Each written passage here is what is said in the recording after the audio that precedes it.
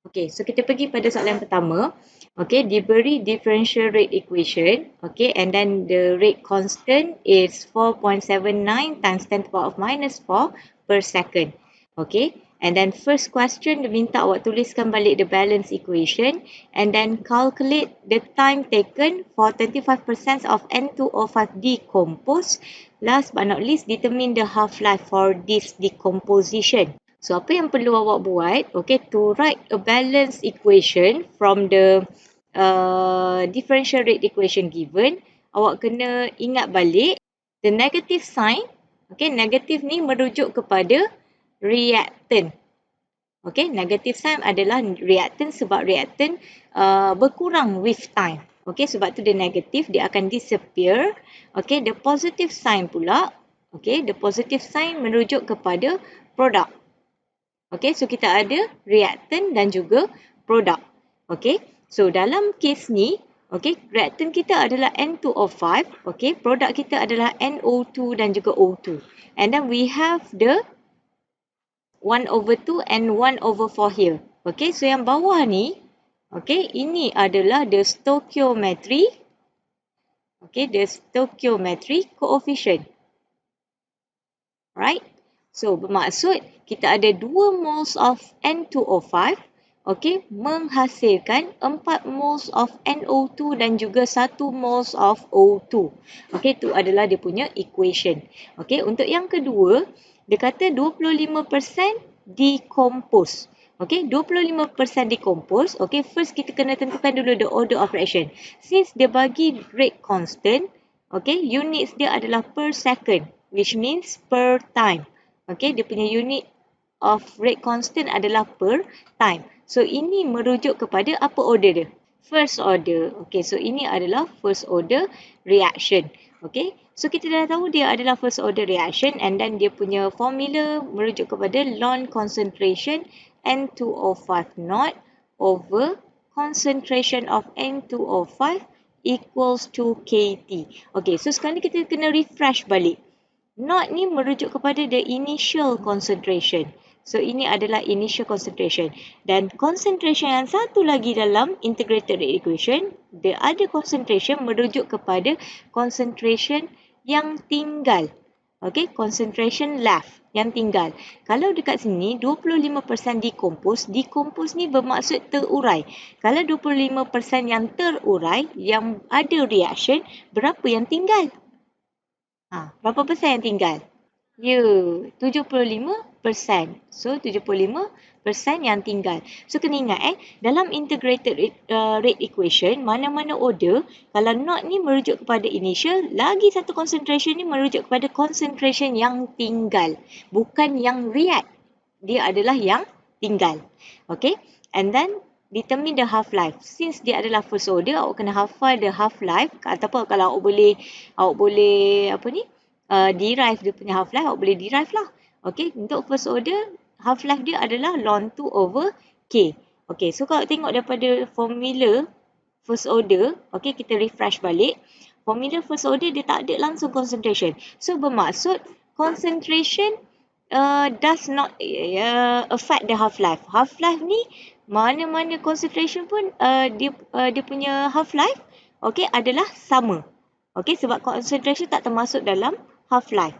Okay, so half-life dia tak effect pun kita punya, concentration tak effect pun kita punya half-life. Okay, so kita tengok pula pemakahan. Okay, total markah untuk soalan 1A ni adalah 5. Kita tengok pemakahan. So, pemakahan yang pertama adalah awak boleh keluarkan dia punya balance equation. Okay, 2 moles of N2O5 produce 4 moles of NO2 plus 1 moles of oxygen. Okay, yang kedua, okay, formula satu markah. Alright, and then awak kena keluarkan dia punya, awak kena masukkan dia punya value. Okay, substitute the value and then jawapan akhir dengan unit yang betul 1 markah. Dapat 600.59 second? Dapat. Okay, so ni saya nak tekankan lagi sekali. Tolong dekat sini kan. Kalau dibagi ini adalah the decomposition of N2O5, jangan guna A. Boleh tak? Awak biasa tuliskan yang betul. Saya tak nak guna A. Kalau dia bagi N2O5, awak guna N2O5. Kalau dia adalah reaction of A, baru kita guna A. Boleh? Okey. So soalan yang ketiga, half-life, formula 1 markah, ln 2 over K. Okay, and then substitute the value, awak dapat jawapan akhir 1447.07 second. Okay, so total 5 markah dekat sini. Kita tengok pula B. Okay, untuk B, right, the following reaction has an activation energy, diberi activation energy. Okay, and then the delta H for this reaction. Dia minta awak draw and label the energy profile diagram for the above reaction. Okay, and then determine the rate constant at 130 degrees Celsius if the rate constant at 100 degrees Celsius is 9.3 times 10 to the power of minus 5 liter per mole per second. Okay, so sekarang ni kita pergi kepada kita tengok dulu soalan ni, kita try dulu terjemahkan apa yang dia nak. Okey, dia bagi activation energy. Activation energy adalah EA. Okey, the delta H kalau positive sign maksudnya endothermic ke exothermic? Kalau positif, pandai. Endothermic reaction. Okey, so ini adalah endothermic reaction. So kita kena ingat, bagi endothermic reaction, okey, semestinya, okey, reactant, enthalpy of reactant adalah lebih rendah daripada enthalpy of product. So your diagram should be like this. Okay, sebab the delta H ni mestilah daripada reactant pergi kepada produk. So dia akan jadi ke atas. Okay, kalau positif means dia absorb energy. Dia punya arrow ni daripada reactant kepada produk, dia akan ke atas. Sebab enthalpy of reactant, okay, lebih rendah daripada enthalpy of product. Okay, so itu dia. Awak dah boleh agak awak punya diagram macam mana. And then determine the rate constant. Okay, dia minta K. Okay, kita ada temperature 1 dan temperature 2. Okay, so kalau ada 2 temperature, of course akan ada 2 K. Sebab nilai K akan berubah apabila temperature berubah. So pada 130 degree Celsius, dia minta awak determine dia punya K. Okay, T2 100, K dia dah bagi 9.3 darab 10 kuasa negatif 5. Okey, so sekarang ni tak kisahlah awak nak letak siapa K1, siapa T1. Asalkan pasangan dia mestilah betul. Okey, so tak kisah kalau ni K2, T2, T1, K1 ataupun sebaliknya. Tak kisah. Okey, kita pergi pada pemarkahan. Okey, dekat sini total 5 markah. Okey, bagi 1B1, this is your diagram. Okey, ini adalah diagram awak. Markah yang pertama adalah axis and label. So label tu mestilah ada label of axis. Okay, part C, Y, potential energy ataupun energy pun saya terima. Okay, letak unit dia sekali. Okay, and then part C, X adalah reaction progress ataupun progress of reaction. Okay, and then label the activated complex, the reactant and also the product. Okay, so kena label. Baru dapat satu markah. Okay, and then yang kedua adalah shape. Okay, shape dia untuk endothermic reaction mesti shape dia macam ni. Enthalpy of reactant lebih rendah daripada enthalpy of product. Kalau buat terbalik, salah. Okay, so shape satu markah. And then yang terakhir adalah label the EA and also the delta H. Okay, so dia punya EA mestilah daripada reactant sampai ke puncak activated complex. So arrow dia atas bawah. Okay, label terus EA, value dia berapa sebab dia bagi value. Okay, and then the delta H, kalau dia adalah endothermic, dia punya delta H arrow dia mesti daripada reactant kepada produk. So kalau dia endothermic, dia akan ke atas. Kalau dia exothermic, dia akan ke bawah. Okay, so since dia adalah endothermic, arrow dia ke atas saja. Jangan buat atas bawah. Okay, atas bawah tu hanya untuk EA sahaja. Dapat? Okay. So, yang kedua, 2 Roman. Okay, formula bagi this question is ln K1 over K2 equals to EA over R times 1 over T2 minus 1 over T1. Ataupun, siapa yang guna formula ni pun betul. Ln K1 over K2 equals to negative EA over R times with 1 over T1 minus 1 over T2. Formula ni pun betul. Okey, ada satu yang ada negatif, satu yang tak ada negatif. Kalau tak ada negatif, maksudnya atas K1 jumpa T2 dulu. Tak ada negatif. Kalau atas K1 jumpa pun T1, ada negatif dekat depan. Wajib ada negatif. Okey, so terpulang pada awak nak guna yang mana. Tapi dalam jawapan ni, saya guna formula ni. Okey, so formula 1 markah. Ganti dan jawapan akhir adalah 1.706 darab 10 kuasa negatif 3 liter per mol per second. Unit kena ada. Wajib ada. Okey, so unit dia mestilah sama dengan unit K1. Okey. Right. So kalau awak ingat soalan batch lepas 2019-2020. Okey, dia tanya how many faster the reaction would be kalau dia ubah the temperature. Okey, sebenarnya soalan tu still kita akan gunakan this formula. Okey, kita akan gunakan this formula di mana kita akan cari ratio K1 dan K2. Okey, daripada ratio K1 dan K2, yang atas akan jadi temperature yang tinggi. Kalau dia minta berapa banyak faster lah. How many time faster kan? Okey, yang atas akan jadi K yang lebih tinggi. Katakan temperature 2 lagi tinggi, so K2 akan jadi ke atas lah. Okey, kalau K1 lebih tinggi, T1 lebih tinggi, K1 akan ke atas. Okey, terpulang pada yang macam mana awak masukkan dia punya value. Okey, EA, okey, nilai EA dalam formula ni sebabkan R kita ni unit dia adalah joule per mol per Kelvin. Okey, joule per mol per Kelvin. Okey, so maksudnya EA yang kita pakai, dia bagi dalam soalan kilojoule per mol. EA yang kena pakai mestilah dalam joule per mol juga. So EA dekat sini kena tukar kepada joule per mol. Okey, so kena nak tukar dia darab 1000 lah kan. Sebab 1 kilojoule bersamaan dengan 1000 joule. Okey. Okey, kalau tak ada kita proceed. Soalan kedua. Okey, ni soalan ni ramai yang takut ni nak jawab soalan ni. Okey, tapi saya tengok hari tu MT4 macam okey jugalah.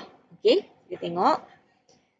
A chemical engineer studying properties of hydrocarbon. Okey, dia ada 10 gram of propane. Okey, in a bomb calorimeter. Okey, so kita the temperature of the bomb calorimeter rose.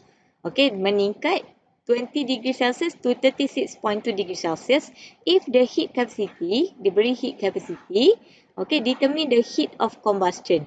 Okay, determine the heat of combustion of propane. So, untuk soalan ni kita keluarkan dulu. Keluarkan dulu segala mak nenek daripada soalan ni. Okay, keluarkan information dia. Okay, sebab awak highlight je awak tak nampak. Awak kena keluarkan. So, sekarang ni kita ada mass siapa? Mass of propane. Propane C3 H8. Dia bagi mass of propane 10.0 gram. Okay, and then dia kata ini adalah bomb calorimeter. Temperature of the bomb calorimeter rose. Okay, dia bagi perubahan temperature dekat sini. So, delta T is always temperature yang tinggi tolak temperature yang rendah. So, 36.2 minus 20.0. Okay, kita dapat berapa ni? Berapa degree Celsius? 16.2. Okay, very good. Okay, and then if the heat capacity, okay, so the heat capacity ni C besar ke C kecil? C besar. Okay, C besar kalorimeter sebab dia punya unit kilojoule per degree Celsius sahaja. 31.4 kilojoule per degree Celsius. Okay, and then dia minta delta H combustion of C3H8 berapa? Okay, so sekarang ni konsep dia satu je. Heat release is equal to heat absorbed. So, siapa yang release? Sebab propane yang dibakar, mesti propane yang bebaskan heat. And then nak tentukan siapa yang absorb, daripada information daripada soalan ni, ada calorimeter, ada C calorimeter, ada water tak? Dia sebut tak mass water ke? Tak ada. Okay, so hanya calorimeter je yang absorb. Kita assume calorimeter sahaja yang absorb. So, pemarkahan dia ada 4 markah. Okay, first, tuliskan heat release by the combustion of propane equals to heat absorb. Ataupun nak tulis heat release saja pun okey. Yang tak payah tulis. Okay, so kita buat Q reaction sama dengan C calorimeter delta T. Sebab dekat dalam case ni, hanya calorimeter sahaja yang absorb. Okay, so ini satu markah. Okay, dua-dua ni tulis. Dapat satu markah. Kena tulis dua-dua Okay, and then substitute the value, you will get the Q reaction. Satu markah, 508.68 kilojoule. Siapa letak kilojoule per mol salah.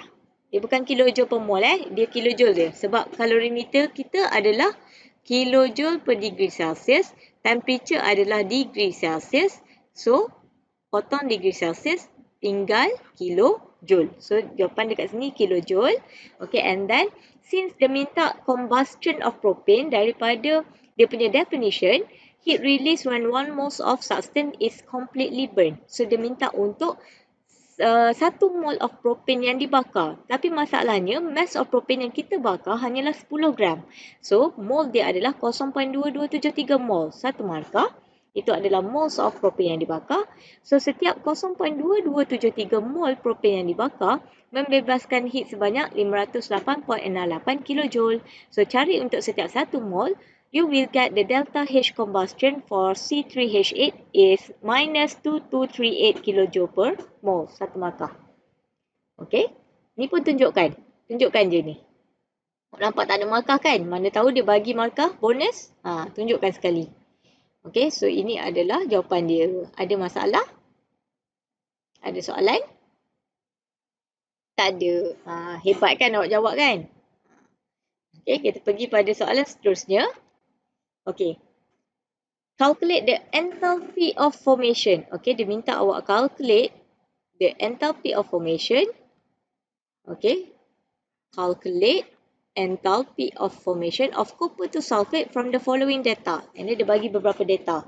Okay, so untuk soalan ni, okay, your target equation, okay, kita punya target equation adalah daripada soalan. Yang dia suruh calculate ni lah, inilah kita punya target. Okay, so dia minta formation of copper to sulfate. CuSO4 solid. Kalau tak tahu dia punya phase apa, tengok dalam equation dia bagi tu. Dapatlah phase dia apa. Okay. So, ini adalah yang kita nak cari. Our target equation adalah formation of copper to sulfate. Ada yang saya tengok jawab. Dia ambil ni target equation. Salah. Ini bukan target. Sebab ini bukan formation of copper to sulfate. Formation of copper to sulfate mestilah berdasarkan ini. Definition. Okay. Heat change when 1 moles of compound is formed from its element. So, kita tengok copper to sulfate kita ni ada berapa elemen nak nampak? Ada berapa elemen? Pandai. Apa dia? Copper, sulfur, oksigen. Ada 3. Pandai. Ada copper, ada sulfur, ada oksigen. So, copper, elemen dia adalah, since dia adalah metal, elemen dia adalah solid. Tak tahu pun boleh cari dalam information. Copper solid. Okay, copper solid. Okay, tambah dengan elemen bagi sulfur, cari dalam equation. So, dia bagi 2S sulfur. So, sulfur kita, elemen kita adalah S solid. Okay, tambahkan dengan oksigen. Okay, oksigen adalah O2. O2 gas. So, since kita ada 4 oksigen, so ini ada 2 saja, so kena darabkan dengan 2. So, this should be your target equation. Okay, ini adalah your target equation. And then by using algebraic method, sebab dia tak cakap dia nak method apa, pakai apa-apa method pun betul. Okay, so paling senang nak guna adalah algebraic method. So, from your target equation, okay, rearrange all this information. Okay, until you will get the target equation back. So, dekat sini, copper solid, awak perlukan 1 mol duduk belah kiri. So, dalam ketiga-tiga equation yang pertama ni adalah ada copper. Okay, ada copper solid. Tapi dia bagi dalam 2 mol. Awak nak 1 je. So, apa awak kena buat dengan semua ni? Pandai, kena bahagikan dengan 2. Okay, and then sulfur pula. Sulfur solid, awak perlukan 1 mol. Dalam equation, okay, kita perlukan dia duduk sebelah kiri. Ini pun dah duduk sebelah kiri. Okay, awak perlukan 1 mol, dia bagi 2 mol. So, dalam equation yang kedua pun kena bahagi dengan 2. Okay, yang ketiga, kita ada copper to sulfate. CuSO4, 1 mol duduk belah kanan. So, equation yang ketiga pun, CuSO4 duduk belah kanan, 1 mol. So, tak perlu buat apa-apa pada equation yang ketiga. Okay, as iris. Equation yang ketiga kita ambil as iris. Okay, and then bila awak buat algebraic method, potong yang mana tak berkenaan, yang awak jumpa dia duduk belah kiri dan juga belah kanan, awak boleh potong. Awak akan dapat balik your target equation. Kalau tak dapat balik target equation, maksudnya target equation awak salah ataupun awak susun salah. Okay, so target equation 1 markah. Okay, susun equation information tadi. Okay, dekat sini saya nak emphasizekan. Bila awak dah susun dia, terus labelkan dia sebagai delta H1, delta H2 dan juga delta H3. 1 markah. Okay, and then formula dia, kita akan apply Hess's law di mana delta H formation bagi komponen sulfate adalah sama dengan delta H1 tambah 2 tambah 3. Okey, jawapan dia adalah negatif 782.5 kJ per mol. So, jawapan akhir dia mesti kJ per mol sebab dia minta enthalpy of formation.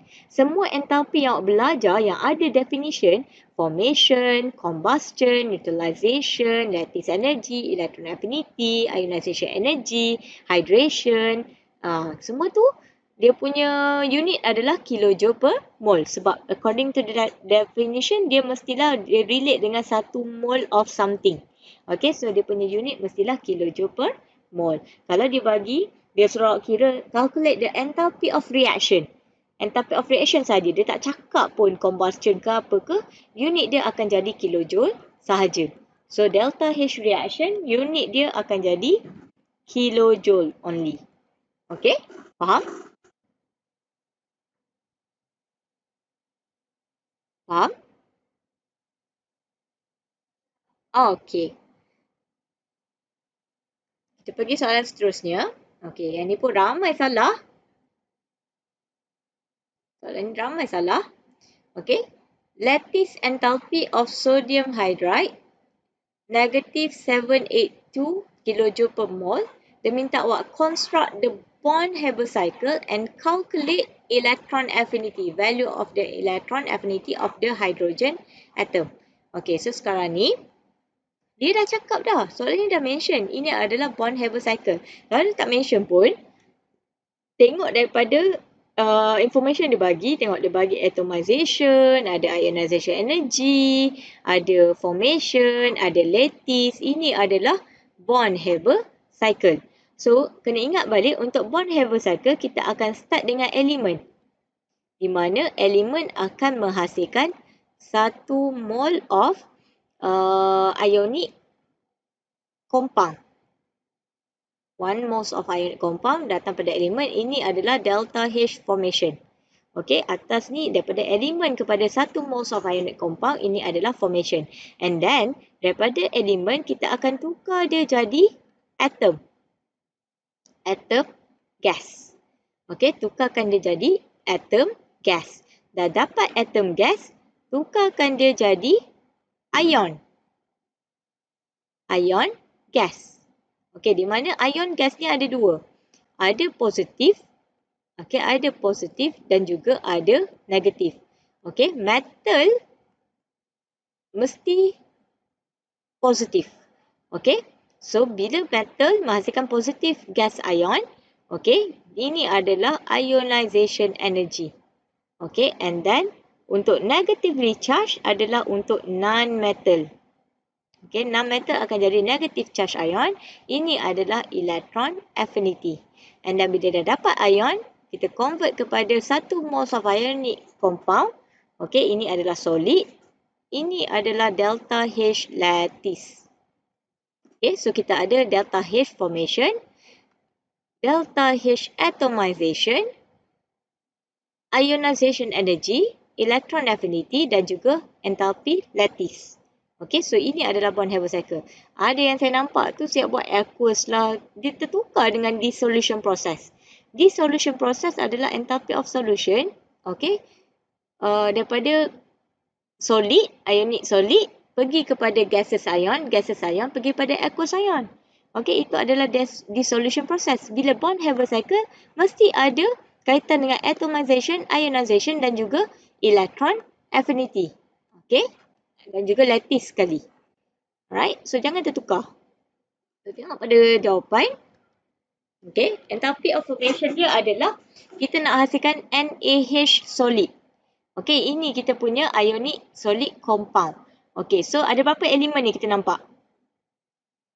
Elemen dia ada berapa? Ada 2. So kita ada Na, since dia adalah metal, Na solid. Inilah elemen dia.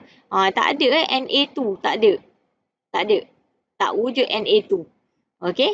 Kalau metal dia mesti stand alone. Dia Na solid. Okey?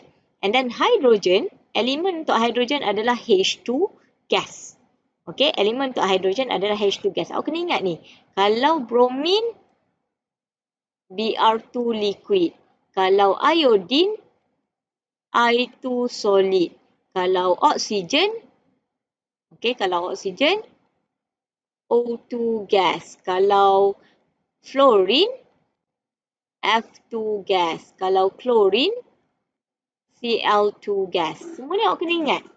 Okey, ini adalah elemen pada standard state. Okey, dia punya elemen. Alright, so next, daripada ini adalah enthalpy of formation, elemen kepada 1 moles of ionic solid compound. Ini adalah delta H formation. Letak sekali dia punya delta H. Unit dekat sini jangan ambil per mole. Kalau dalam cycle, mana-mana cycle awak buat, unit delta H adalah kilojoule saja. Okay. And then balancekan dia punya equation. Hidrogen ada satu saja. Ini awak tak boleh usik. So awak kena darabkan dengan 1/2 sebelah kiri. Baru dapat satu hidrogen. Okey, satu markah untuk enthalpy of formation. And then markah yang kedua adalah cycle yang kedua. Okey, di mana delta H1 adalah atomization of sodium.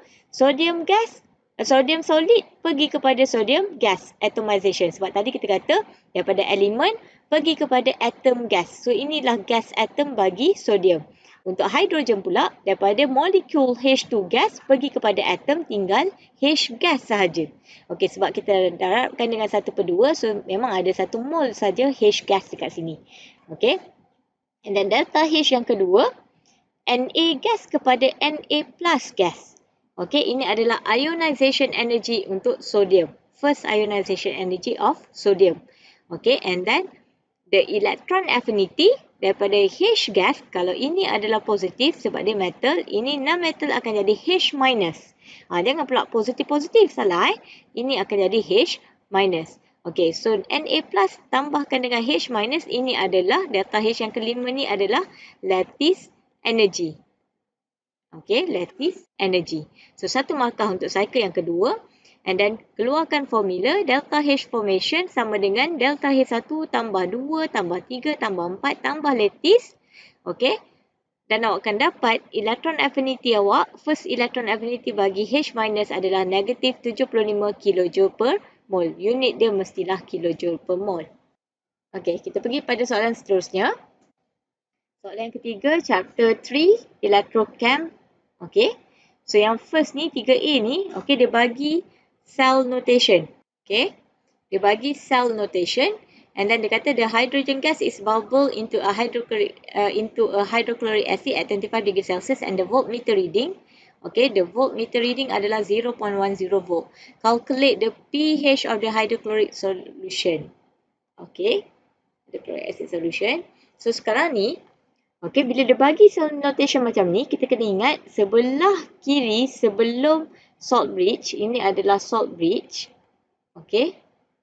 So sebelum salt bridge, sebelah kiri ni adalah anode, di mana dia akan berlaku proses oxidation.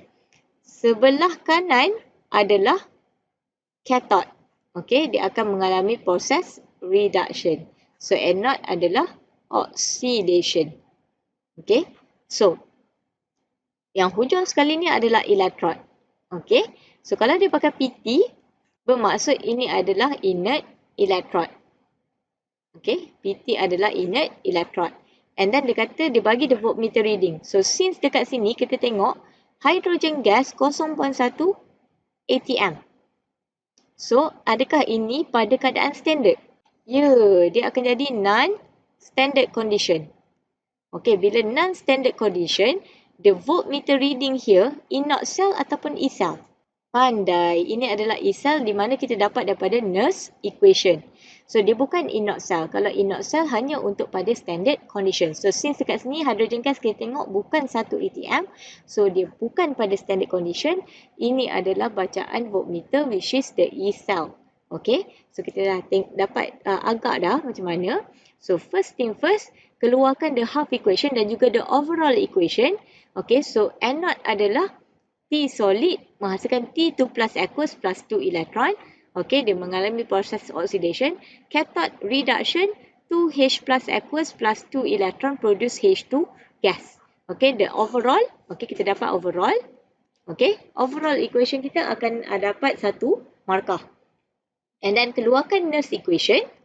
Okay, the Nernst equation, E cell is equal to E naught cell minus 0.0592 over N log T concentration T2 plus darab dengan partial pressure of hydrogen gas bahagikan dengan concentration H plus to the power of 2. Okay, so kita kena ingat dekat sini yang termasuk kita akan tengok daripada overall. From the overall equation, okay, kita tengok yang akan dimasukkan dekat sini dia adalah product over reactant. Always product over reactant. Di mana yang kita akan masukkan adalah gas dan juga aqueous. Okay, so kita tengok. Produk kita ada aqueous, kita ada gas. So, dua-dua akan masuk dalam this,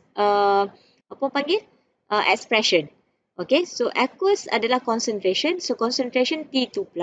Okay, hydrogen gas, since dia adalah gas, dia adalah partial pressure of hydrogen gas. P dekat sini adalah partial pressure of hydrogen gas. Okay, and then kita punya reactants adalah satu saja aqueous, ini solid tak termasuk. Okay, so concentration of H plus to the power of 2 sebab dia punya coefficient adalah 2. Okay, so gantikan, substitutekan the value. Okay, so dekat sini macam mana kita dapat 0.31?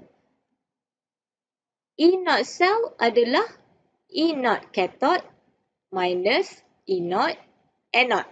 So, cathode kita adalah H plus kepada H2. Anode kita adalah T2 plus kepada T. So, ini dia bagi dalam soalan. Dia bagi negatif 0.31 volt. Okey, yang ini dia bagi. Tapi H plus kepada H2 dia bagi tak? Tak.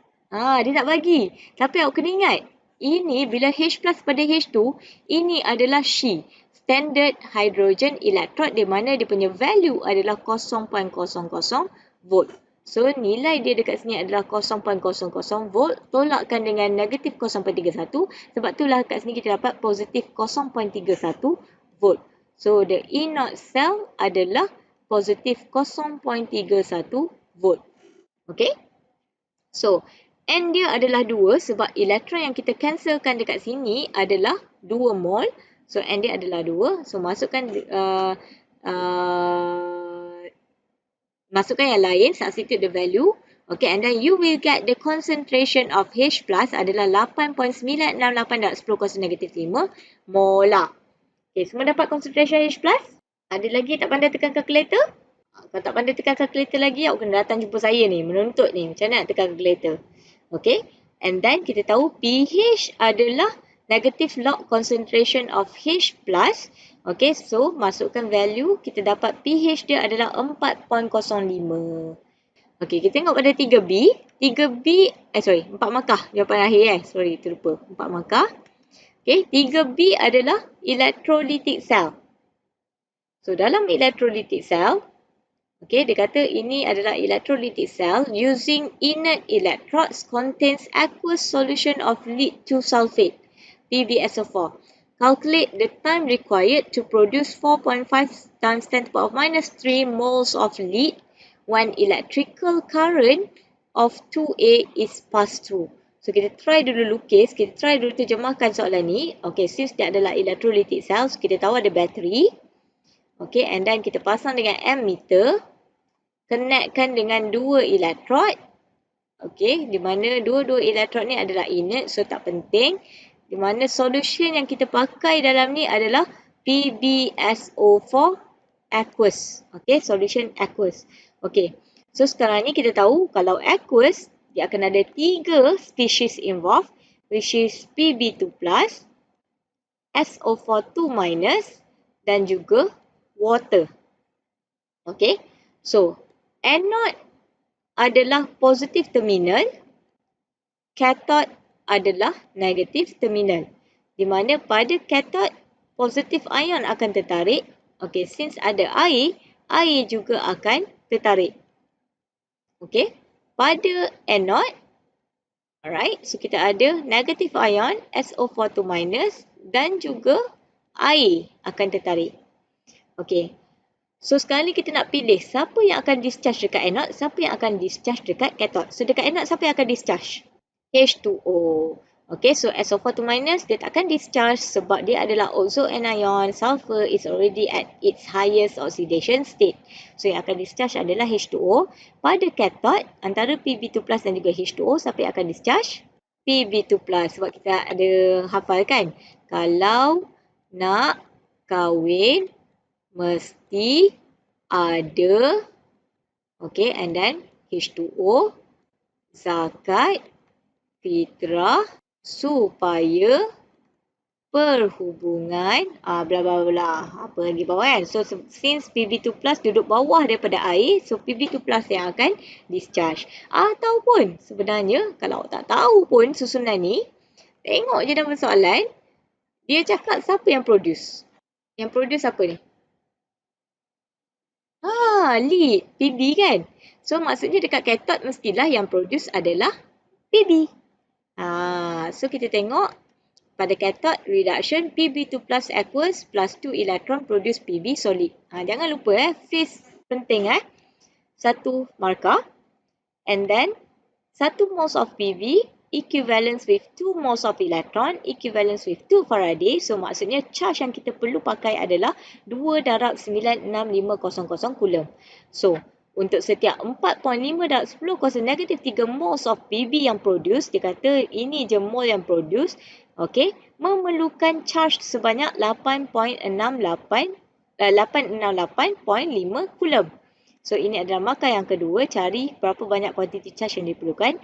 So berdasarkan Faraday first law, Q is equal to IT, carilah the time taken. Okay, so since current digunakan 2 ampere, kita dah ada charge.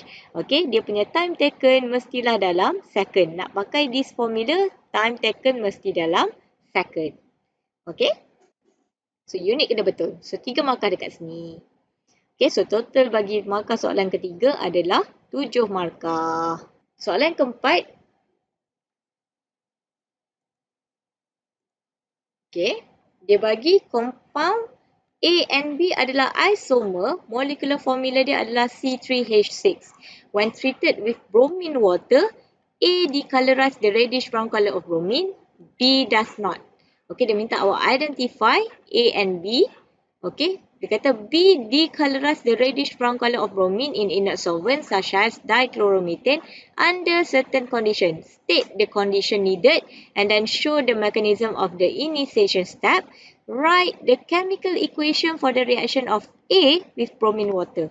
So ada 5 markah dekat sini. Okay, so sebelum nak jawab soalan ni, jangan main terus jawab je. Awak kena keluarkan dulu dia punya mind map ataupun dia punya information dulu. Terjemahkan dalam bentuk mind map pun boleh. So kita ada C3H6. Okay, sebab table lah, senang.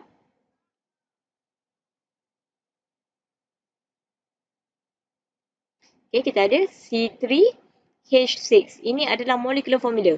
Bila dia bagi molecular formula macam ni, okay, awak tak boleh terus suggest apa structure dia. Tak boleh. Okay, apa yang perlu awak buat, awak tahu dia adalah A dan B, kedua-duanya adalah isomer. Okay, di mana reaction with bromine water, okay, bromine water, hanya A saja decolorize the reddish brown color of bromine, manakala B tidak.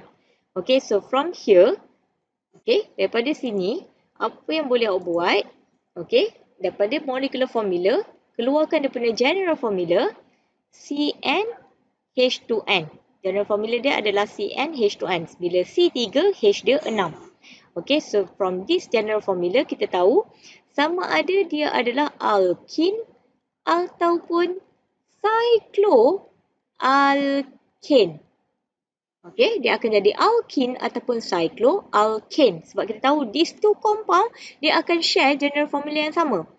Okay, so antara dua ni, siapa yang react dengan bromine water? Alkene ataupun cycloalkane? Alkene. So A mestilah alkene. Kalau A adalah alkene, B adalah cycloalkane. Okay. So, since carbon dia ada 3 sahaja. 1, 2, 3. So, double bond duduk sini ke, dia tetap sama, dia adalah propene. Okay. So, A adalah propene. Kalau nak lebih sure, cuba kira berapa carbon dia ada, berapa hidrogen dia ada. Sama tak dengan molecular formula? Cuba kira. 1, 2, 3 carbon. So, carbon betul 3. Hidrogen dia ada, dekat sini ada berapa hidrogen? Sini ada berapa hidrogen? 3 hidrogen kan? Sebab dia ada satu ikatan dah, lagi 3 adalah hidrogen. Okey, dekat sini dah ada 1, 2, 3 ikatan. Ada berapa hidrogen? Ada berapa hidrogen dekat sini? 1. Kat ujung ni? 2 sahaja. Dia dah ada 2 ikatan kan? Lagi 2 adalah hidrogen. Carbon mesti ada 4 ikatan. So, sekarang ni kita ada 1, 2, 3, 4, 5, 6. Sekejap Okay, so kita dah ada C3H6. Okay, so sama juga untuk B pula. B kita adalah cycloalkane. So, cycloalkane yang ada 3 carbon, bentuk dia adalah segitiga. 1, 2, 3 carbon. Okay, so dekat sini setiap carbon ni ada 2 hidrogen. Okay, dia ada 2 hidrogen. So, C3H6. Okay, so janganlah buat A dah betul macam ni, B tiba-tiba pula macam ni. Salah lah. Sebab apa? Kalau awak cakap ini adalah B, betul ke hidrogen dia ada 6? Cuba kira balik. Awak dah lukis tak, kira balik. Betul tak? Okay, kalau awak buat macam ni, sebenarnya hidrogen awak ada berapa? Ada berapa hidrogen? 3 campur 3 campur 2, 8. So, bukan. Sedangkan molecular formula dia adalah C3H6. Okay? So, kena hati-hati. Alright. So, dia kata B decolorize the reddish brown color of bromine. Okay, so B adalah cyclopropane. Okay, dia nak certain condition. Apa condition tu? Dia kena ada apa baru dia react? Pandai, sunlight ataupun UV. And then dia minta show the mechanism. Okay, and then last kali write the chemical equation reaction of A with bromine water. So, kita tengok jawapan dia. Okay, so untuk A, ini adalah A, 1 markah. B adalah cyclopropane, 1 markah. So, double bond ni boleh duduk mana-mana. Duduk kiri ke, duduk kanan ke, tetap propane sebab dia symmetrical. Okay, so untuk B, condition dia adalah UV ataupun sunlight, 1 markah. Dia minta initiation start. So, since kita pakai bromine, so ini adalah homolytic cleavage. Okay, so kena ingat, homolytic cleavage, hanya homolytic cleavage yang ada dalam free radical substitution. Dia punya type of reaction adalah free radical substitution. Okay, free radical substitution. So, monohalogenation of alkane akan menggunakan free radical substitution sebagai type of reaction. So, dia akan pakai homolytic cleavage di mana kepala arrow ni mestilah separuh saja. Okay, so dia akan break symmetrical. Each atom will get 1 unpaired electron, dapatlah radicals Br. UV pun jangan lupa pada initiation start. Okay. So, next. Equation of A with bromine water. Okay. So, propene react dengan bromine water mesti follow Markov-Nikov rule. Okay, Markov-Nikov rule. Di mana dekat sini, kalau dalam bromine water, yang akan masuk adalah Br plus dan juga OH minus. So, berdasarkan Markov-Nikov rule, electrophile, which is Br plus, akan masuk kepada carbon yang lebih banyak hidrogen. So, tengok pada these two carbon yang ada carbon-carbon double bond, the first carbon ada 2 hidrogen, the second carbon ada 1 saja hidrogen. So, Br akan masuk pada first carbon, OH akan masuk pada carbon yang sebelah. So, this one dapat 1 markah. So, kita tengok pada soalan seterusnya, chapter 6, benzene. Okay, dia minta awak give the reagent and condition. Okay, give the reagent and condition of C, D, E, F. Okay, and then show the mechanism for the formation of compound G. So, kita tengok benzene ni, ada 4 saja reaction dia. Okey, dia ada 4 saja reaction. Okey, di mana kalau dapat nitrobenzene, compound G ni adalah nitrobenzene. So, kalau dapat nitrobenzene, ini adalah nitration of benzene. Nitration of benzene, so C mestilah concentrated HNO3, concentrated H2SO4, and then the condition is 50 to 55 degree Celsius. 1 markah. Okay. Dua-dua ni kena ada. Concentration HNO3, concentration H2SO4, and then 50 to 55 degree Celsius. Dapat 1 markah. Okay. And then, kalau awak nampak, alkyl group attached pada benzene, ini kita panggil alkyl benzene. So, ini adalah alkyl benzene. Okay. Reaction dia adalah Friedel-Crafts alkylation. Okay, di mana Friedel-Crafts alkylation, benzene mestilah kita reaktkan dengan haloalkane. Kita akan react dengan haloalkane in the presence of acid catalyst, which is Lewis acid. Okay, kita akan pakai Lewis acid catalyst. So, macam mana nak tahu apa kita punya haloalkane? Okay, sebelum benzene masuk pada this carbon mesti attach pada halogen. So, halogen kita adalah, kita salin je balik, CH3, CH3. So, benzene dia masuk dekat this carbon tadi. Dia masuk dekat this carbon. So, pada carbon ini, kita akan letakkan Br ataupun Cl. Kalau pakai Br, okay, Lewis acid awak akan jadi AlBr3 ataupun FeBr3. Kalau pakai Cl, okay, kalau pakai Cl, dia akan jadi AlCl3. Lewis acid kita adalah AlCl3 ataupun FeCl3. So, mana-mana satu pun betul, awak akan dapat 1 markah. Okay.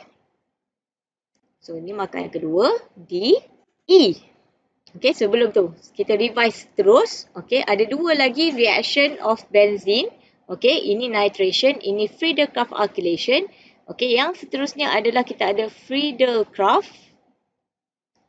Okay, Friedel-Crafts acylation.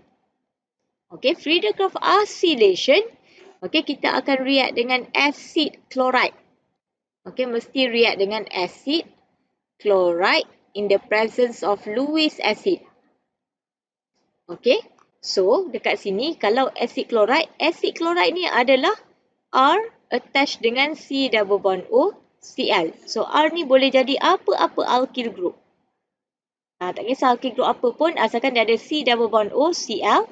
Okay, di mana Cl keluar ganti dengan benzene, awak akan dapat R, C double bond O, and then terus gantikan Cl dengan benzene. Okay, so ini adalah Friedel-Crafts acylation. Okay, next kita ada, the other one adalah halogenation. So, untuk halogenation, kita akan react dengan halogen in the presence of Lewis acid juga. Halogen dengan Lewis acid. Okay, so di mana salah satu hidrogen pada benzene kita akan gantikan dengan halogen. So, ini adalah halogenation. So, ada 4 reaction of benzene. Okay, ada 4 reaction of benzene. So, kena ingat sikit je ni. Kalau tak boleh jawab juga tak tahu. Okay. And then, untuk alkyl benzene pula, ada 2 lagi reaction. Di mana oxidation menghasilkan benzoic acid. Okay, oxidation menghasilkan benzoic acid. Dan juga free radical substitution. Free radical substitution di mana dia akan berlaku pada alkyl group of benzene. Bukan pada benzene. Okay, so mana-mana carbon alkyl group yang attach pada benzene ni, kalau dia ada hidrogen, kita boleh replace dia dengan halogen. So, dalam kes ni, dia pakai Br. So, F adalah Br2 UV. 1 markah. Okay, so E adalah KMNO4 H3O+, heated. Okay, KMNO4 H3O+, heated. Okay, so dapat 1 markah. So, total dekat sini 1, 2, 3, 4 markah. Okey, C 1 markah, D 1 markah, E 1 markah, F 1 markah. Okey, next dia minta mechanism untuk formation of compound G. So nitration. Compound G adalah nitration, so dia punya mechanism. Okey, mechanism dia ingat kena ada 3 step. Step yang pertama always formation of electrophile. Okay, so the formation of electrophile dalam kes ni adalah nitronium ion. Okay, electrophile kita adalah nitronium ion di mana kita akan reaktkan HNO3 dengan H2SO4. HNO3 tuliskan dia sebagai HO, NO2. Okay, reaktkan dengan H2SO4 tulis dia sebagai HOSO3H. Okay, so reversible. Okay. So, ini adalah asid, dia akan jadi electrophile. Okay, so automatically the other one will become nucleophile. So, dalam kes ni yang banyak elektron adalah pada O ni. O yang attach pada H ni. Okay, ambil the H+, putuskan ikatan H dengan O, bagi O dua-dua elektron. So, apa yang berlaku adalah you will get OSO3H minus. Okey, dekat sini akan ada OSO3H minus dan juga dekat sini kita akan dapat HONO2. Oksigen ni akan ikat dengan the H+ ni tadi daripada asid kita. So, pada O ada 3 ikatan. So, positive charge. And then putuskan ikatan O dengan N. Bagi balik dua-dua elektron ni pada O. Awak akan dapat air. Okey, awak akan dapat air. So, tak ada charge. Okey, dan juga NO2 plus. So, since dia dah putuskan ikatan antara O dengan N ni akan jadi positive charge. Inilah kita punya electrophile yang kita akan guna dalam step yang kedua. Okey, so dalam step yang kedua adalah formation of arenium ion. Okey, formation of arenium ion. So, dalam step yang kedua, benzene akan attack the electrophile NO2+. So, ini adalah electrophile. So, maksudnya benzene akan jadi nucleophile. So, pada mana-mana double bond pada benzene, okay, serang the N+, okay, it will form an arenium ion. So, kalau awak pakai double bond dekat sini, maksudnya dekat sini tak usik, ini pun tak usik. Awak boleh masukkan NO2 dekat this carbon or this carbon. Suka hati awak nak masuk mana satu. So, katakan saya masuk dekat this carbon. Kalau masuk dekat sini, carbon yang ini akan jadi kurang ikatan. Okay, so tunjukkan dia punya resonance structure. Okay, so cari double bond yang paling dekat dengan positive charge. So, since here yang paling dekat dengan positive charge, okay, bonding kepada bonding. So, salin je balik yang mana tak usik. Ni tak usik. NO2 pun saya tak usik. Tapi double bond dekat sini tadi, saya dah pindahkan dekat sini menjadikan this carbon tak cukup ikatan. Okay, and then buat lagi satu resonance structure. Okay, gerakkan satu lagi double bond. Tak usik. NO2 pun saya tak pernah usik. So, this double bond here saya dah tukar ke sini. So, menjadikan ini kurang ikatan. So, tutup. Cukup ada 3. Okay, arenium ion. So, barulah kita pergi kepada step yang ketiga. Loss of H+. So, untuk loss of H+, kita salin balik the first arenium ion. Okay, so positive charge. Okay, so loss of H+, yang kita nak buang ni mestilah yang attach pada electrophile baru. So, electrophile baru adalah NO2. So, keluarkan hidrogen pada carbon yang sama. Okay, reaktkan dengan OSO3H minus. So, dekat sini, oksigen akan ambil H+, ikatan antara carbon dengan H, okay, akan menghasilkan balik double bond. Bonding kepada bonding. Okay, so kita akan dapat balik kita punya benzene, okay, attach pada NO2, and then here we will get our acid catalyst back, which is the H2SO4. Okay, so here setiap satu step akan memberikan awak satu markah. Arrow kena betul, pergerakan elektron kena betul, structure kena betul, charge kena betul. Okey, so 3 markah dekat sini. So total untuk soalan 6 adalah 7 markah. Okey, ada soalan?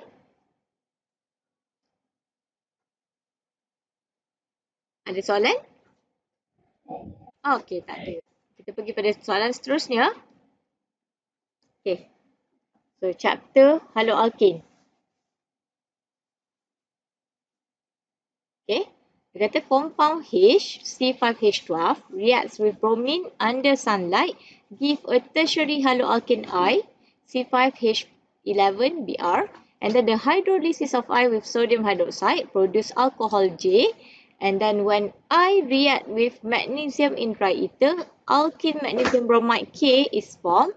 K with formaldehyde followed by hydrolysis yield a primary alcohol. Draw the structure of I, J, K and L. So soalan ni pun jangan terus buat. Keluarkan dulu dia punya mind map. Okay, so dekat sini dia kata H, C5H12. Okay, H adalah C5H12. Okay, di mana dia reaktkan dengan bromine under sunlight. Okay, menghasilkan I. I ni adalah tertiary haloalkane. Okay, tertiary haloalkane I. Okay, di mana formula dia adalah C5H11Br. Okay, and then I, dia kata dia reaktkan dengan NaOH. Okay, menghasilkan alkohol J, which is C5H12O. And then I ni juga, okay, dia reaktkan dengan magnesium in dry ether, okay, menghasilkan K. K adalah alkyl magnesium bromide. Okay, K reaktkan dengan formaldehyde followed by hydrolysis. So, akan ada step 1 dan step 2. Hydrolysis dia adalah H3O+. Okay, step yang kedua. Step yang pertama adalah formaldehyde. So, masalah awak, tahu tak formaldehyde ni apa? Apa formaldehyde? Apa itu formaldehyde? Siapa tahu apa formaldehyde?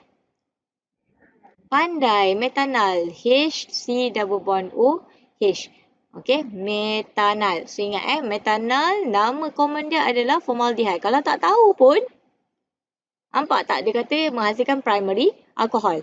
Kalau daripada Grignard reagent, untuk hasilkan primary alcohol, tak lain tak bukan, hanya boleh guna metanal. Okay, so kalau tak tahu pun sepatutnya, okay, sepatutnya awak boleh agak itu adalah metanal. So metanal adalah HC double bond OH. Okay, adik kita menghasilkan alkohol L. Di mana L adalah primary alcohol. Okay, primary alcohol L. So ini mind map awak sebenarnya. Okay, so daripada mind map ni barulah awak decide apa H, apa I, apa J, apa K, apa L. Okay, so since dia ada 5 carbon, okay, so H ni boleh jadi pentane. Tapi sekarang ni kalau pentane react dengan bromine, dapat tak tertiary haloalkane? Tak dapat. So, dia bukan pentane. Okay. And then, dia boleh jadi kurangkan bilangan karbon, letak 1. Okay. So, 2-methyl butane. So, react dengan bromine, dapat tak tertiary haloalkane? Boleh dapat tertiary haloalkane? Boleh. Kalau buat lagi. Pendekkan lagi. 1, 2, 3, 4, 5. Yang ni boleh dapat tak tertiary haloalkane? Tak dapat. So, hanya satu je structure yang boleh memberikan awak tertiary haloalkane. So, H adalah 2-methyl butane. So, bila H adalah 2-methyl butane, I, our tertiary haloalkane adalah 2-bromo 2-methyl butane. Tertiary haloalkane. Bila react dengan sodium hydroxide, Br, kita akan substitutekan dengan apa? Br substitutekan dengan apa? OH. Tak tahu pun dah cakap alkohol kan? OH. Okay, so I react dengan magnesium in dry ether. akan menghasilkan Grignard reagent MgBr. Okay, so the primary alcohol H, single bond letak OH, letak H. So pada carbon yang sama akan attach to this carbon. So this carbon, okay, saya labelkan 1, 2, 3, 4. So ya, carbon yang sama akan attach pada carbon nombor 2. Ini adalah carbon nombor 2. Okay, pada carbon nombor 2 ada carbon nombor 1. Ada carbon nombor 3, ada carbon nombor 4 dan juga ada satu methyl. So, this is your alcohol L. Primary alcohol L. Boleh ke? Dapat? Okay, so setiap satu structure ni satu markah. So, I satu markah, J, K, L. So, ada 4 markah dekat sini. Lagi 3 markah adalah pada mechanism. Dia minta awak namakan mechanism dan show the mechanism for the hydrolysis of I. Okay. So, sekarang ni, nama mechanism dia adalah SN1 ke SN2? Pandai. SN1 mechanism, satu markah. Okay, satu markah. And then dia punya mechanism, since dia adalah SN1, kena ada 2 step. Step yang pertama adalah formation of carbocation. Carbocation. Okay, so kita punya haloalkane adalah tertiary haloalkane, di mana this carbon adalah partially positive, Br akan jadi partially negative, putuskan ikatan, Br dapat kedua-dua elektron. The first step is slow sebab dekat sini adalah rate determining step. Okay, so bila Br keluar, menjadikan this carbon yang attach pada Br ni tertiary carbocation. Dia tak cukup ikatan tertiary carbocation, and then Br minus akan menjadi leaving group. Okay, Br minus adalah leaving group. So, dah dapat carbocation, baru kita pergi pada step yang kedua. So, always check, since dia adalah carbocation tertiary, so dia yang paling stabil, so takkan ada rearrangement.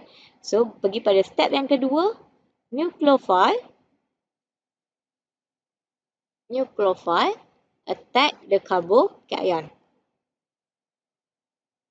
Okay, so, our carbocation, okay, kita akan attackkan dengan nucleophile. So, since kita punya nucleophile adalah sodium hydroxide, so dia dengan metal.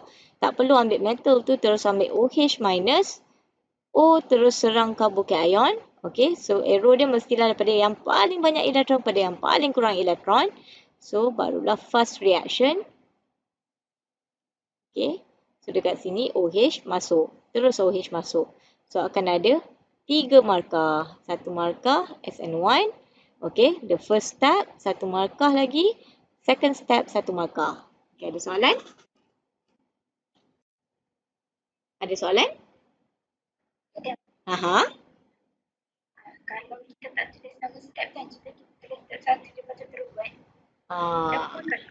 Boleh, okey. Okey lagi lah. Tapi kalau boleh, kalau ingat tulislah. Okey? Okey. Right? Okay, ada soalan lain? Tak ada Okay, kita pergi pada nombor 7. Okay, nombor 7 dia kata dia bagi structure M. Structure M adalah ini. And then compound N and O form as major and minor product respectively bila dia undergoes dehydration. Draw the structure of N and O. So, dalam ni saya dah pernah mention dah dulu. Okay. So, starkan carbon yang ada OH. Okay. So, this carbon yang ada OH. So, bila OH keluar. Okay. Bila OH keluar. Carbon mana tak cukup ikatan? Dah dia kan? Dia akan jadi apa ni dekat carbon ni? Akan jadi apa dekat carbon ni? Double bond. Bukan. Carbocation. Bila OH keluar jadi carbocation sayang. Tak cukup ikatan kan? Jadi carbocation. Okay. So ini adalah primary carbocation. Okay, primary carbocation. So always check bila jadi primary carbocation boleh jadi lebih stabil? Boleh. So sebenarnya dia boleh jadi tertiary carbocation. Kita akan buat apa ni? Apa kita buat dekat sini? Pandai rearrangement. 1, 2, hydride, shift kan? Okay, kita buat rearrangement. So sekarang ni jadi tertiary carbocation lagi stabil. So maksudnya daripada tertiary carbocation boleh agak tak double bond dekat mana? Kat mana double bond? Dekat sini satu. Lagi satu. Dekat atas ni sama tak dengan yang bawah ni? Sama kan? So sebenarnya bila jadi carbocation, okay, so apa yang boleh awak buat? Sebenarnya hidrogen yang boleh awak remove adalah pada karbon sebelah carbocation. So satu karbon, dua karbon, tiga karbon. So since this and this carbon symmetrical, awak potong dua dia symmetrical, so double bond dekat sini atau dekat sini akan menghasilkan produk yang sama. So yang berbeza adalah apabila awak buat double bond dekat this carbon, antara these two carbon. So ini satu produk, ini satu produk. So dia kata N adalah major, O adalah minor. Sebab dia cakap respectively. So N adalah major, O adalah minor. So labelkan ini adalah N, ini adalah O. N adalah major, O adalah minor product. So kata ni dapat satu markah, dua markah. Okay. And then draw the structure of product form when compound M is treated with hot acidified KMnO4 solution, potassium dichromate solution, K2Cr2O7. So ini adalah M. Okay, bila M kita reaktkan dengan K2Cr2O7 acidified hot. So ini adalah primary alcohol. So primary alcohol strong oxidizing agent dapat apa? Carboxylic acid. So C double bond O, OH. So ini adalah markah yang ketiga. Okay. Cyclohexane carboxylic acid. Nama dia adalah cyclohexane carboxylic acid. Okay. Next, how would you synthesis compound M via Grignard reagent? Okay, macam mana kita nak hasilkan M daripada Grignard reagent? Okay. So sekarang ni kita lukis dulu kita punya M.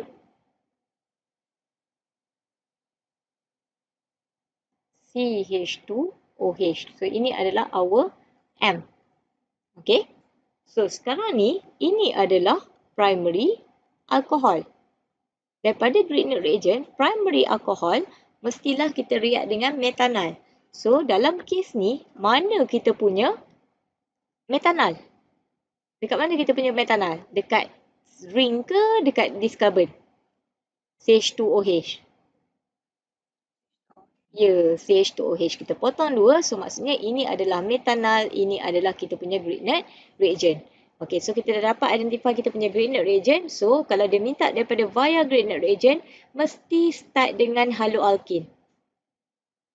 So katakan saya guna Cl, kalau guna Br, Br lah Br boleh, Cl pun boleh. So daripada haloalkin, react dengan magnesium in dry ether. Okay, so menghasilkan Grignard reagent. So dia akan jadi MgCl and then react dengan metanol ether followed by hydrolysis. You will get your structure M. So dekat sini ada dua markah. Okay. Satu. Dua.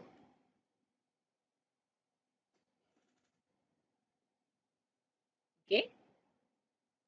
So markah dia total 3. 1, 2, 3 pula dah. 5. 1, 2, 3, 4, 5.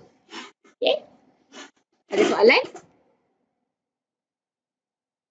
Ada soalan? Tak ada. Tak ada. Okay. So chapter 8. Chapter 8 ni adalah carbonyl. Okay. So dia kata give the product form when butanol reacts with these three compound. So butanol ada berapa karbon? But ada berapa karbon?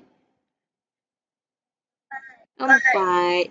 Okay, so Double bond O boleh duduk pada karbon nombor 2 ataupun nombor 3 kan. So mana-mana dia duduk pun tetap karbon nombor 2. So katakan saya letak dekat sini double bond O. Okay, so dia minta reaction dengan hydrazine. Hydrazine ni apa formula dia? Siapa ingat? Pandai. NH2, NH2. And then kita ada catalyzed hydrogen. So hydrogen dengan catalyst. Catalyst katakan PT ke, PD ke, Ni ke, suka hati.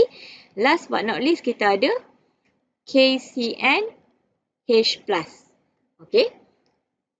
So the first reaction. Okay, dengan hydrazine, dia akan buat condensation di mana salah satu nitrogen ni kita akan buang dia punya 2 hydrogen and then buang O, dapatkan dia structure dia. So kita akan dapat, okay, tadi ada O terus attach dengan this nitrogen attach dengan NH2. Okay. Satu markah. Okay. Catalyzed hydrogen, ini dia akan buat reduction. So kena ingat reduction ni boleh gunakan catalyzed hydrogen ataupun lithium aluminium hydride followed by hydrolysis ataupun sodium boron hydride in methanol. Okay, so ketiga-tiga ni adalah reduction punya reaction sebab ini adalah reducing agent. So bila reduction, okay, ketone undergoes reduction. Okay, kalau dia undergoes reduction, akan menghasilkan secondary alcohol. So kalau aldehyde undergoes reduction, dapat apa? Aldehyde. Primary alcohol Kalau ketone dapat secondary, aldehyde dapat primary. So secondary alcohol adalah 2 butanol. Okay, since double bond O pada karbon nombor 2, so OH pun akan duduk pada karbon nombor 2. Okay, so reaction dengan yang lain dalam topik aldehyde kita ni adalah nucleophilic addition. Okay, nucleophilic addition di mana double bond O akan jadi single bond O and then letakkan H pada karbon yang sama ni, Cn minus akan masuk. So attachkan dengan Cn.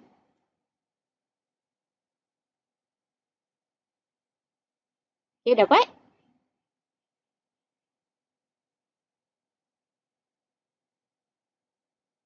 Dapat ke? Dapat. Okay. So ini adalah nucleophilic addition. Okay, nucleophilic addition nak kena ingat balik lah.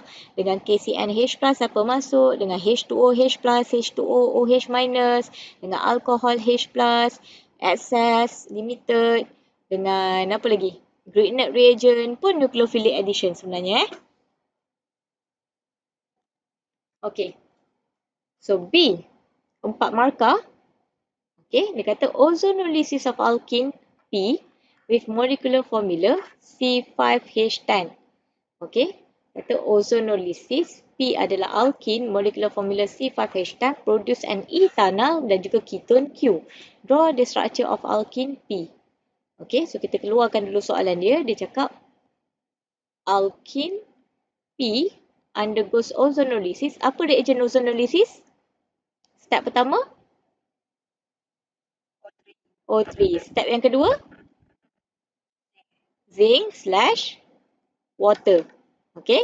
Zinc/water. Tak ada H3O+, H3O+. Okay. So, alkene P dia kata akan menghasilkan ethanol. Okay. Dan juga ketone. Ketone Q. Okay. Alkene P ni pula dia ada C5H10 molecular formula dia. So, ethanol, formula of ethanol adalah CH3, C double bond O, H. So, dah ada berapa karbon dekat sini? Dah ada berapa karbon? Dah ada 2 karbon. So, maksudnya ketone Q berapa karbon? 2 karbon, 3 karbon. So, ketone yang ada 3 karbon ada 1 je. Apa nama dia? Pandai. Propanon ataupun common name dia adalah acetone. Okay, propanon adalah ataupun acetone. Okay, so sekarang ni nak tahu alkene P. So kita akan salin dulu mana-mana satu. So katakan saya salin yang ini dulu. Kan? Double bond. Okay, CH3, C double bond, H. O ni saya tak salin. And then saya akan labelkan this carbon. 1, 2, 3. So double bond ni mestilah dia attach pada this double bond juga. So carbon nombor berapa ni? Dia akan attach pada carbon nombor berapa? Nombor 2. So ini nombor 2. Sebelah nombor 2 ada nombor 1 dan 3. Okay. 2 attach pada carbon nombor 1. 2 attach pada carbon nombor 3. So ini adalah alkene P. Okay. Alkene P adalah 2, 3, 4. 2-methyl butane. Butane. Okay. So ataupun awak lukiskan sebagai ini pun betul. Okay. 2-methyl butane. So bila awak buat oxidative cleavage, awak akan dapat ketone. Okay. Propanon. Dan juga ethanol. Okay, so itu adalah struktur P. And then suggest a chemical test to differentiate ethanol from Q, state the observation and write the chemical equation. So ini adalah aldehyde. Okay, ini adalah ketone. So nak bezakan aldehyde dengan ketone, apa test awak boleh pakai? Test apa yang boleh? Tolerance boleh. Tolerance test ataupun Fehling sebab dia aliphatic aldehyde kan. Boleh pakai Fehling. Okey. Okey. So satu lagi test adalah ini ada methyl carbonyl, ini ada methyl carbonyl. Boleh tak pakai iodoform? Boleh tak? Iodoform tu apa? Tu detect methyl carbonyl. Dalam topik ni to detect methyl carbonyl group kan? Methyl carbonyl group ni apa?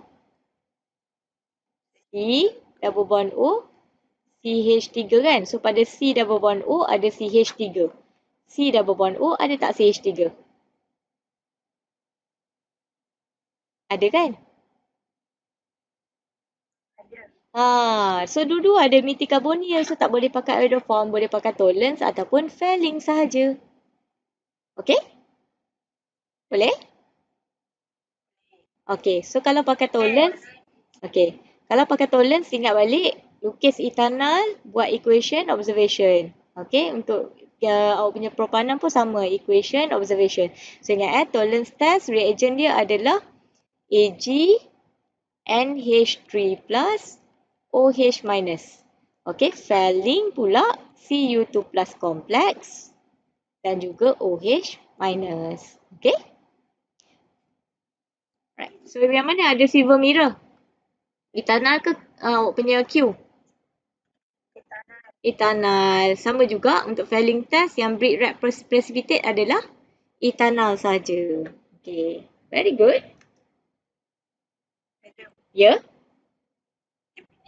Dia tu ada tu kan, NH3 tu. Sorry. NH3 2. Betul. NH3 2 plus OH minus. Betul. Bagus Zainah. Okay, next. Ada lagi? Okay, kau tak ada? Okay, tengok pula soalan 9. Okay, soalan yang ke-9. Based on the reaction scheme above, draw the structure RSTUNV. Okay, so ini adalah 2-methyl benzoic acid. So, apa structure 2-methyl benzoic acid? Benzoic acid adalah benzene attach pada C double bond O, OH. COOH adalah benzoic acid attach pada benzene. Okey, 2-methyl maksudnya pada carbon nombor 2 ada methyl. So, ini akan jadi pada carbon nombor 1. So, ini nombor 2. So, ada methyl. So, ini adalah 2-methyl benzoic acid. And then, kita tengok R. Benzoic acid, 2-methyl benzoic acid react dengan apa ni? Apa ni? Pandai. So, alkohol dengan karboksilik asid dapat apa? R ni adalah? Pandai. Ester. Condensation kan? So, kita start dengan kita punya benzoic acid dulu. Okay, always start dengan awak punya karboksilik asid supaya senang nak lukis. So, ini adalah kita punya benzoic acid. Okay. Okay, ni CH3. Ini adalah C double bond O. Okay, dalam benzoic acid, OH buang, alkohol buang 1 H and then rapatkan saja struktur dia kan. So, dia akan attach dengan this oksigen. Sebelah oksigen ada CH and then ada 2 CH3. So, this is structure R. Okay, ester. Okay, satu markah. Yang kedua, benzoic acid. Okay, 2-methyl benzoic acid react dengan sodium dichromate H+. So, ini adalah oxidizing agent. So, bila oxidizing agent, dia akan buat oxidation. So, COOH akan react ke? Boleh oxidize tak COH? Ada tak oxidation COH? Tak boleh kan? So, dia akan stay C double bond OOH. Tapi, macam mana pula dengan methyl kita ni? Alkyl group attach pada benzene. Ada benzylic hydrogen tak? Ada. So, dekat sini pun akan jadi C double bond O, OH. So, S adalah dua-dua akan jadi C double bond O, OH. Okay. So, bila nampak lithium aluminium hydride, so terus tahu dia akan jadi reduction. So, reduction of carboxylic acid akan menghasilkan primary alcohol. Terus pastikan primary alcohol, bukan aldehyde. Carboxylic acid undergoes reduction akan menghasilkan primary alcohol. So, salin balik kita punya carboxylic acid.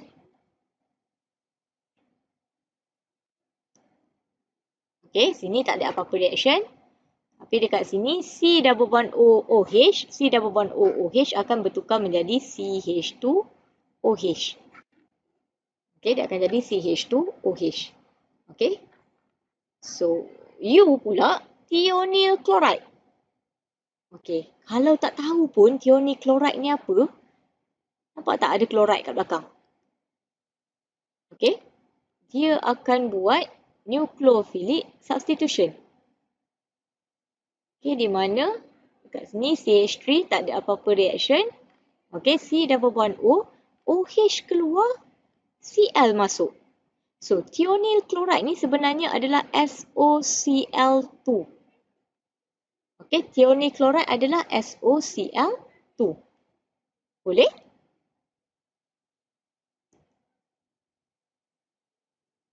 Okay. So, etanamin. Reaction dengan etanamin. Etanamin ada 2 karbon and then NH2. Okay, pada nitrogen ada 2 carbon alkyl group CH3, CH2, NH2. Okay, ini adalah condensation juga. Okay, di mana dia akan form amide. Okay, kat sini CH3 tak ada reaction. Tetapi pada C double bond O, okay, amine akan hilang 1 hidrogen. Carboxylic acid kita akan hilang OH. Kita akan buang air. OH keluar. So, this carbon akan attach pada NH. And then ada 2 carbon CH2, CH3. So, ini adalah amide. Formation of amide. Okay, so kalau dia minta awak tulis dia punya equation, awak kena ingat setiap ni ada heat. Okay, setiap condensation reaction nak buat ester ke, nak buat amide ke, nak buat anhydride ke, mesti ada heat. Okay. Right. So, setiap satu structure, 1 markah, ada 5 markah. Dah? Ada nak tanya? Okay, kita pergi pada B. Arrange the following compound in order of increasing boiling point. Explain your answer. So, sekarang ni propanoic acid. Prop ada 3 carbon. 1, 2, 3. C double bond O, OH. Butanal ada 4 carbon. 1, 2, 3, 4. And then ada C double bond OH. 1 butanol. 1, 2, 3, 4. Ada OH. So, sekarang ni, kalau kira dia punya molecular weight, okay, setiap satu, awak akan dapati dia punya size adalah comparable. Okay, size dia sama je. Okay, dia punya molecular weight dia lebih kurang sama. So, dia tak ada faktor size. Okay, so dia minta increasing boiling point. So, paling rendah boiling point dia adalah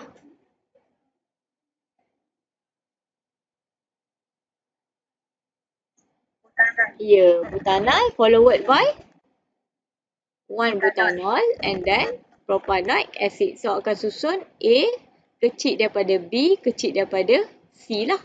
Okay, so susun 1 markah.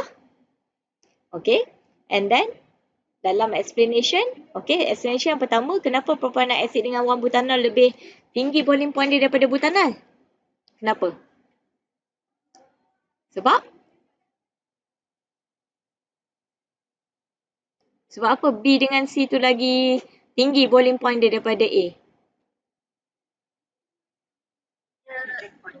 Pandai, very good. Okay, so first I mention dulu dia adalah comparable size, and then propanol acid and 1-butanol higher boiling point than butanol sebab dia ada hydrogen bond between their molecules. Tetapi butanol hanya ada weak van der Waals force between their molecules. So kat sini 2 markah. 1 markah mention hydrogen bond bagi A and B, B and C. Yang kedua, mention weak van der Waals force dipole-dipole dalam compound A, butanol. Okay, 2 markah. And then, kenapa propanol acid lebih tinggi daripada 1-butanol?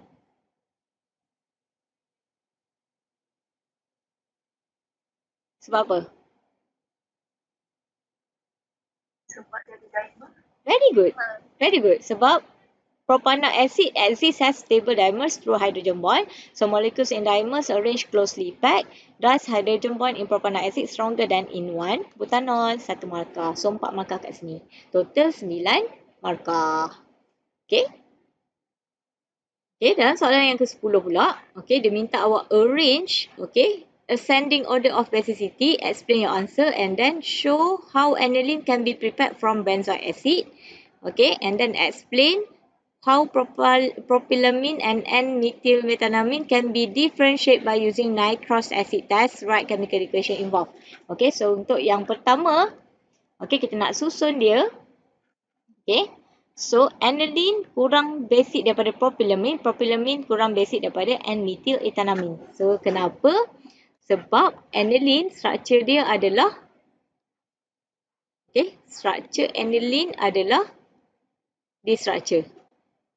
Ada benzene, NH2. So, disebabkan nitrogen ni directly attached to the benzene ring, so elektron pada nitrogen akan delocalize into the benzene ring. So, dia menyebabkan elektron density pada nitrogen akan berkurang. So, sebab itulah 1 markah aniline least basic compared to propylamine and N-methylmethanamine because due to the resonance stabilization effect, delocalization of electron into the benzene ring decrease the electron density on nitrogen atom. Okay, 1 markah. And then yang ni pula, propylamine adalah primary amine and methylethanamine adalah secondary amine. So, propylamine adalah prop 3 carbon. So, pada nitrogen attach pada 1, 2, 3. So, ini adalah propylamine. Dia adalah primary amine and methylethanamine 1, 2, ada N. Pada N juga ada satu lagi methyl. So, ini adalah secondary amine. Okay. So, dekat sini N-methylmethanamine more basic than propylamine sebab dia adalah secondary amine. Propylamine adalah primary amine. Due to the inductive effect, the electron donating group basicity increases when the number of alkyl group increases. So that's why dapat 1 markah. Okay. And then yang kedua nak tunjukkan macam mana aniline can be prepared from benzoic acid. Okay. Satu je cara boleh dipakai iaitu daripada benzoic acid react with ammonia in heating. Okay. Dapat amide. So kita tak nak the C double bond O, kita akan pakai Hofmann degradation. Okay, pakai Hofmann's degradation. Okay, Hofmann degradation, bromine in base in water. So, C double bond O kita akan padam terus dapat aniline. Okay, so setiap satu ni 1 markah. Okay, and then by using nitrous acid test, okay, dia suruh pakai nitrous acid test, awak kena differentiatekan propylamine dan juga N-methylethanamine. So, sekarang ni kita untuk propylamine akan dapat nitrogen gas evolve. So, bubble gas evolve dapat propene, dapat 2 chloropropane dan juga 2 propanol. Okay, so kenapa OH dengan Cl ni masuk karbon nombor 2? Kenapa OH dengan Cl masuk karbon nombor 2 sedangkan nitrogen pada karbon nombor 1? Pandai. Sebab dia akan form carbocation dulu kan? So, bila NH2 keluar, kita dapat primary carbocation kan? So, dia boleh buat rearrangement dapat secondary carbocation. Sebab tu Cl dengan OH akan masuk pada karbon nombor 2. Okay. So, untuk yang kedua pula, N-methyl etanamin pula. Okey, sebabkan dia secondary akan dapat yellowish oil, N-nitroso compound. Okey, so setiap satu ni satu markah. Okey. Equation observation satu markah, equation observation satu markah. Okey, so itu adalah topik amine. Ada soalan untuk amine?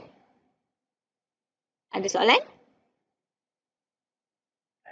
Tak ada.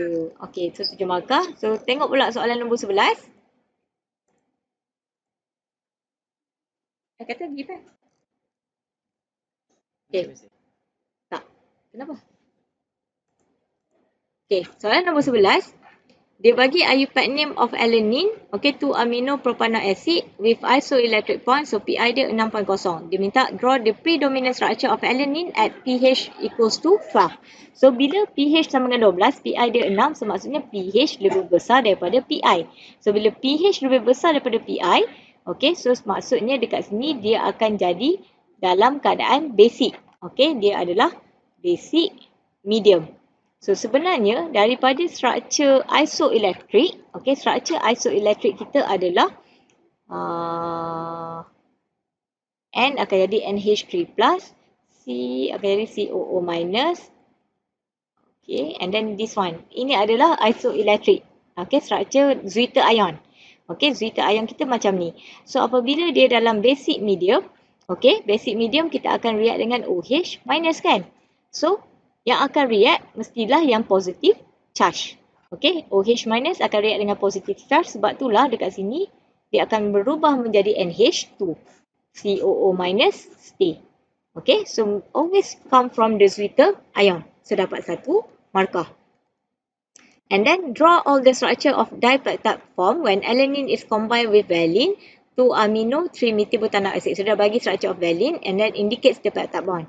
So dia akan dapat dua structure peptide dipeptide di mana ala val ataupun val ala.